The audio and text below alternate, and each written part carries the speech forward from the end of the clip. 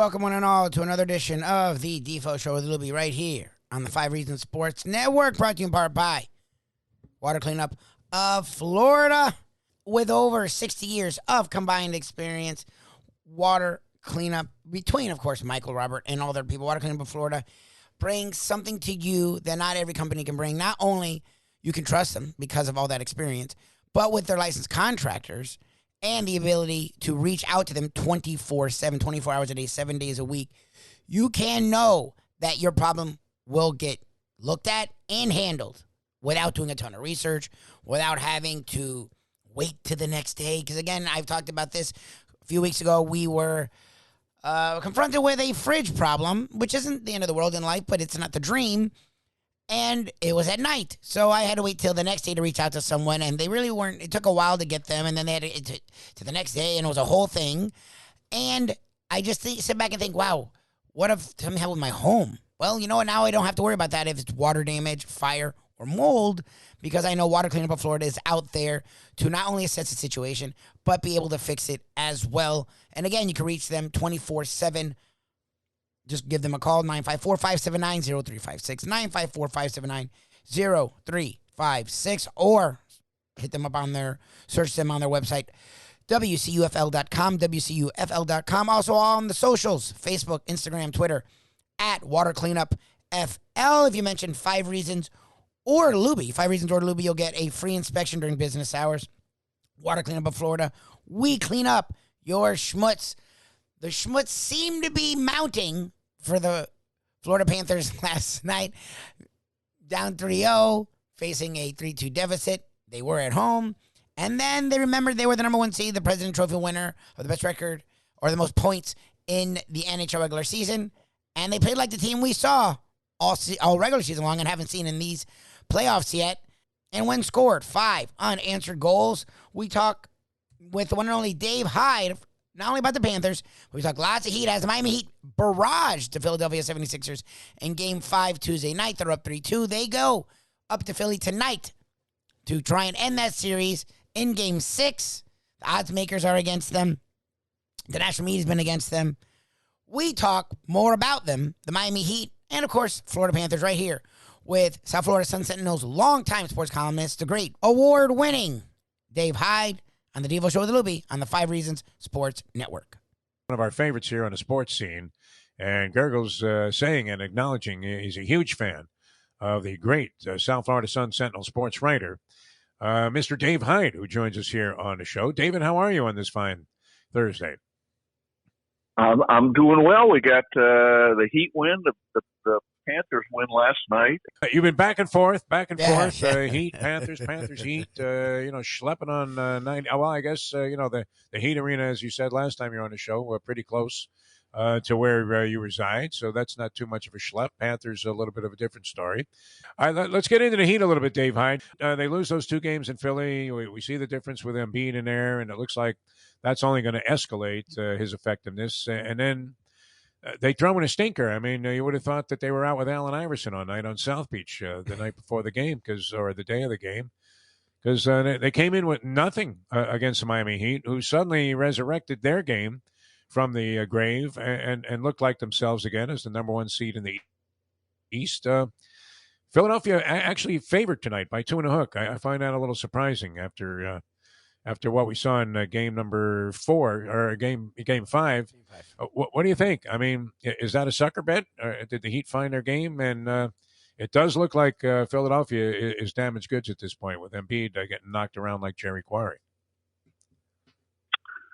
Yeah, I mean, you saw how weak-minded Philadelphia was when, they just disappeared in Game 5, and Doc Rivers is begging them on the bench in the first quarter to play hard. I mean, are you kidding me? Your season's on the line. This is the biggest game of the year, yeah. And your coach is having to beg you to play hard. I mean, so it's just a weird dynamic. Remember, this is a franchise that didn't have room for Jimmy Butler. They made other options. They took other players, and Ben Simmons giving him the long-term deal, and And you talk about an organization that could use a Jimmy Butler. Yes. Is the one that didn't appreciate him. And so here's Jimmy Butler in this series against his former team, showing the type of resolve and toughness that they're lacking, and the Heat have always defined themselves by. So there's some sports justice in what's playing out, or what looks like it's going to play out now, where the Heat, Philadelphia has enough talent. Embiid is good enough, and he's good enough. The other bizarre part of this last game was Embiid being asked about not winning the MVP award in the NBA, and he went on a long rant about the voting process. And this was after the game, Yep. The voting process and who should vote and what people think of him, and et cetera, et cetera. He's just lost the biggest game of his season and probably career, and he's talking about not winning the MVP award. And it's a simple answer at that point. Look, I appreciate people being honest and telling us what they really think, but it's a simple answer for most players at that point, which is there'll be a time to talk about that, but it's right now our season's on the line. I don't have time for anything but figuring out how to win the next game. That's simple, isn't it? And so, Philadelphia just seems like they're out of it. Well, and that's the thing. The Sixers did seem like they're out of it. But when you look at the Heat in Philadelphia, outside of Jimmy Butler, it seemed like everyone is out of it. So that's sort of what I'm confused about. Is I get it, role players play better at home, but the Heat have a ton of veteran role players. So you would think those guys aren't affected by being at home or road. And look, Tyler Hero played in the NBA Finals, and I get it was in a bubble, but he was a beast in that conference finals versus Celtics. So to see Tyler Hero be two different players, whether it's in Miami or on the road, is a little confusing for me. What are you thinking we see from the role players tonight? Because we've seen the tale of two different teams when it comes to the role players, be it in Miami or in Philadelphia. Yeah, I mean, the question is, okay, at some point they have to grow up into that role. And Max Cruz talked after the past game where we're out strongly at 11 points in the first. He's burying shots the way he didn't in Philadelphia. He's talked about, okay, I wasn't aggressive. I had to come out aggressive. Maybe that's something, Max Cruz isn't the most experienced NBA player. He's just come up the hard way. Yeah. Maybe that's something he had to go through for a couple games in the playoffs, and now he's learned it. So we'll see. We'll see what they've learned. But it's a little mystifying that for both teams games fall. Look at Danny Green. Danny Green's been around forever. He was beating and losing to the Heat back with the Big Three when he was with the San Antonio Spurs, and his shooting percentages are crazy. At home, he is like he can't miss, and on the road, he can't make it. So some of it I don't understand at all, but I think the Heat should be ready to put together a good game on the road right now. That's what I'm thinking too. That's what it feels I'm going to go ahead. Take Dave Gergel's advice and play the Heat on the money line in a game tonight, and I'm sort of mystified that Philadelphia is favored just based on this last ball game, because it seemed like their game was in such decline, and Embiid was getting pounded so badly, and the Heat finally got a response, like Lubie said, from some of these guys that disappeared in the two games in Philadelphia, and you're thinking that should embolden them to go out there and maybe do their thing again, which should be good enough to beat them, because as Yogi Berra would say, when you look at the Miami Heat, they got deep depth. And, that's, a big asset over the Philadelphia 76ers in the series, especially if Embiid is not going to be anywhere close to 100%. And then James Harden, you never know with this guy, right? I mean, he doesn't have the explosiveness that he had previously. He had that one big fourth quarter when Philly won Game 4, but and then right back to missing persons, list and all points bulletins being put out for his play in game number 5. Dave Hyde, South Florida Sun Sentinel, outstanding columnist with us here, and has won virtually every award. Did the cachet of awards that you've won include the Pulitzer yet, or no?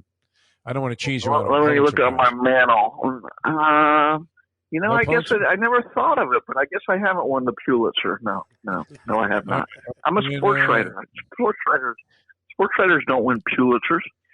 No, you wouldn't think so, but there may have been one. I don't know. Red Smith get like an honorary Pulitzer Prize at some point. Yeah. One of those guys. Jim Murray, maybe. All right, Dave Hyde with us, though. Quite a distinguished columnist in his own right. This Panther series mostly fueled by the fact that we would. We might have to leave town if we lose this bet to Mike Mayo on the Panther series. But if you were looking for sports entertainment and you had a little action on this thing. It's been wildly entertaining, including what looked like a certain burial last night. Now, were you at the game last night? And if so, when it got to be 3-zip, or the flowers in the punch in the Dave Hyde, view of what was happening there? Well, let's put it this way. I had been talking earlier with the guy sitting next to me about Sunday. The Panthers, the Heat could play Game 7 for them. And I turned them when it was 3-0. I said, get the Panthers in Game 7. Anything going to happen. And it was like the game before. They're down 2-1 in the final 3 minutes. Yep. And it was like their season in that game was about over because they would have fallen behind 3-1.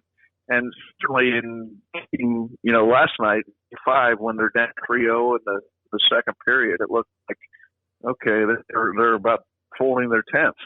And, that Carter Verhaeghe had. Carter Verhaeghe has had either scored or been a primary assist maker of 7 of the last 8 Panthers goals. That's a staggering statistic in any point in a season, much less the 2 most crucial playoff games that you played. Naturally, you see similarities when you watch any team that's on the power play in terms of what they're trying to do. But when you're 0 for 13 on the power play and the only team without a power play 12, goal 18. In the entire NHL postseason, should that play look the same? Are we missing something here? Is it time to make a couple of changes to what that unit is attempting to do? Well, they were 5th in the regular season. In the league, 5th. So it was a pretty productive power play. Yeah. Here's the interesting thing to me about covering this series. After every game, and even last night, the coach Andrew Brunette said it again. There's a mention. We came out nervous. We weren't playing the kind. Every game they're nervous. They're starting the game nervous. And that's a rare thing.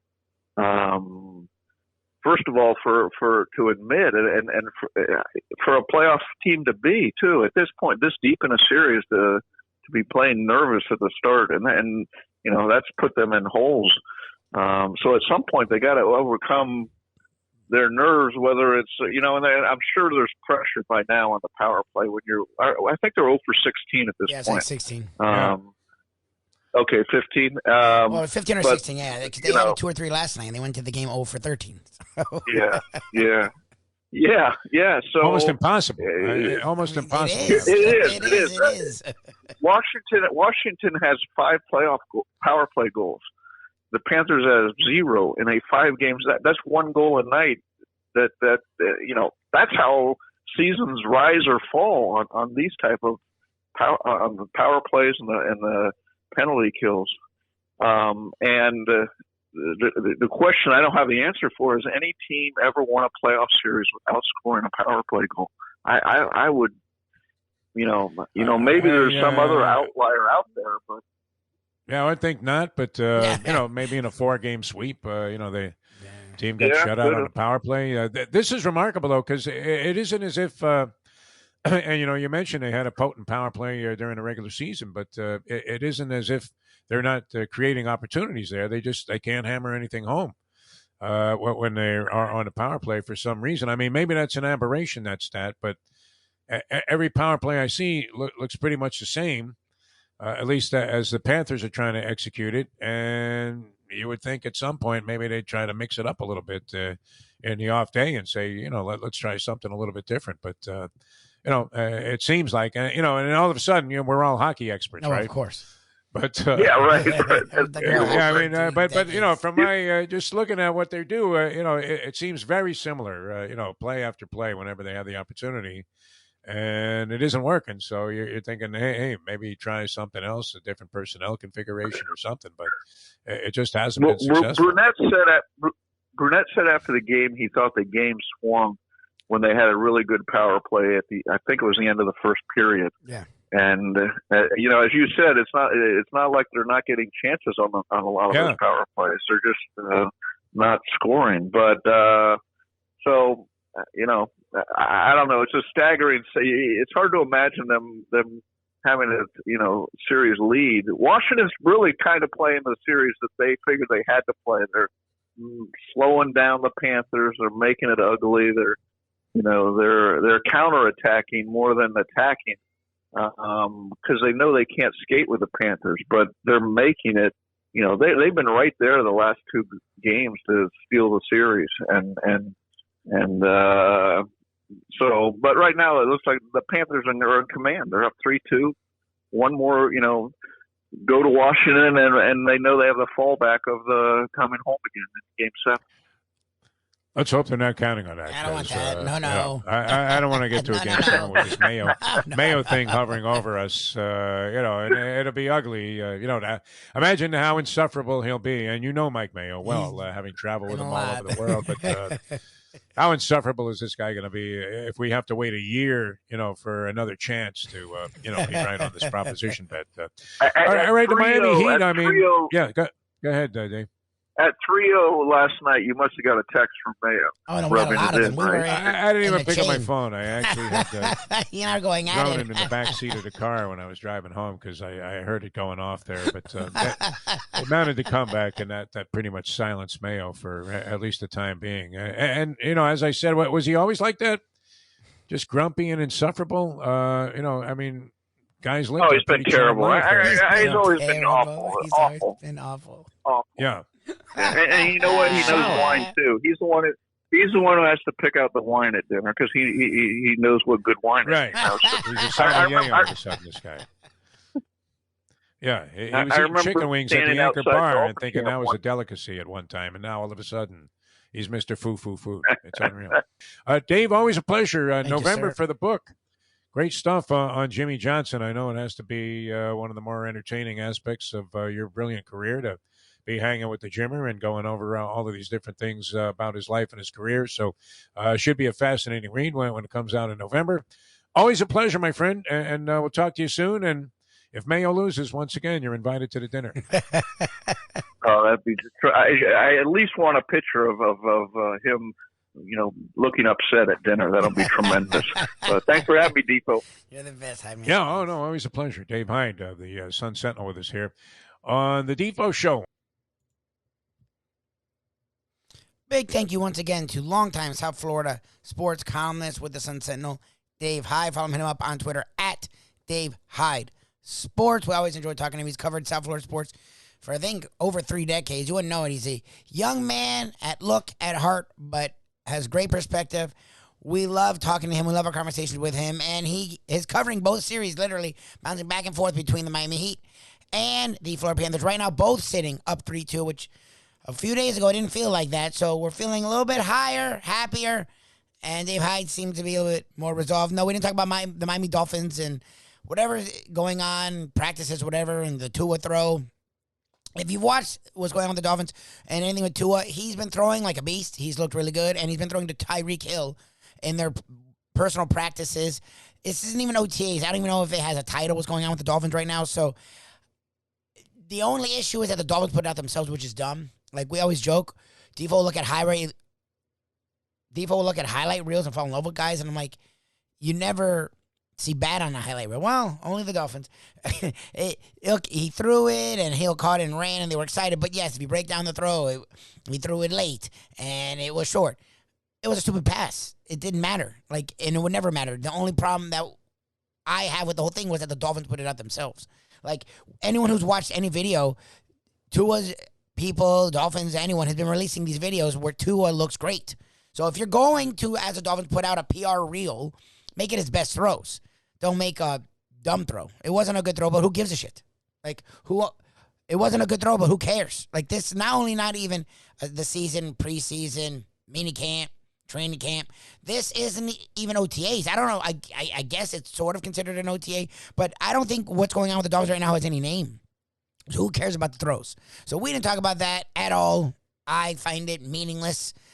But what's meaningful is that the Miami Heat tonight are trying to close out the 76ers, and the Panthers are trying to close out the Capitals tomorrow night. We have high hopes. Hopefully you do. And if you're hoping to start your weekend off right, do it with us tomorrow morning, 7 to 9. Defo and myself. Just Google The Defo Show, DEFO. You can always check out our exclusive content podcast on the Believe Network. Just search Believe, BLEAV.com, after hours. And check us out each and every day right here, The Defo Show with Lubie, on the 5 Reasons Sports Network. Hey, folks, Tony Segreto here. Let me ask you a question. What do you look for when you go out to eat? Good food, obviously, friendly atmosphere, not too loud, but good energy, reasonable prices, and a place where you feel comfortable. All those ingredients, no pun meant there, are hard to find unless you're talking about the Texas Roadhouse. You see, they encompass all of those attributes. Really, really good food, amazing atmosphere, good for a family, good for a date, or just a night out for yourself, and prices that will make you extremely happy. Their ribs, unmatched. Steaks, hand-cut every day. Everything, and I mean everything, is made on site, including their incredible bread. It's the one day, folks, that you can forget about low-carb diets. Trust me when I tell you, Texas Roadhouse, your restaurant, your destination when you say, where should we go and eat tonight? These days, we're all looking for comfort anywhere we can find it. Thank goodness for Landlubbers Raw Bar and Grill in the Plantation location, because they are making sure you are as comfortable as possible. First of all, they're not only open for delivery and pickup. All you have to do is go to landlubbersbarandgrill.com for both pickup and free delivery. Their hours have changed a little bit. Monday through Thursday from 3:30 to 10, and Friday, Saturday, and Sunday from 11:30 to 10. You're going to have the best wings in the world. You're going to have a great burger. You're going to have their amazing soups. Again, Landlubbers Raw Bar and Grill. It's nice and easy. Just go to landlubbersbarandgrill.com for both your pickup and free delivery. Thank goodness for Landlubbers for making you always feel right at home.